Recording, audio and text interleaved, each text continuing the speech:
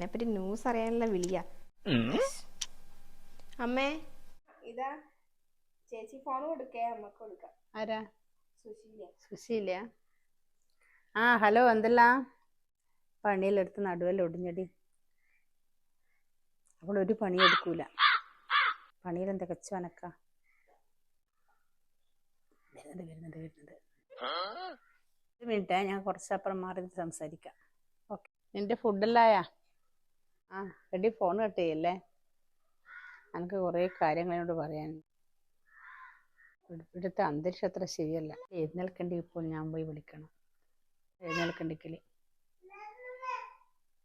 നല്ല ഭക്ഷണം ഞാൻ ഉണ്ടാക്കി കൊടുക്കണം.